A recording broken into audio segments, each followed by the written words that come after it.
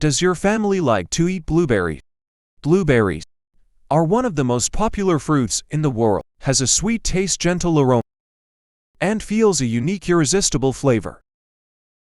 Both adults and children can eat it.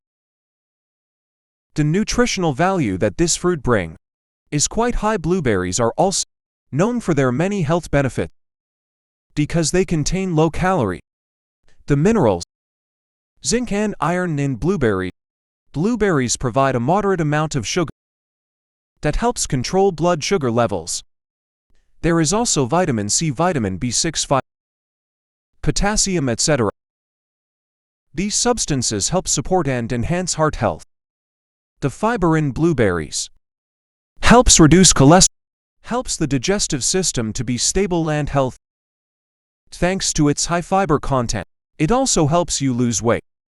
It is also used to make delicious dishes such as cake, ice cream, salads, and smoothies.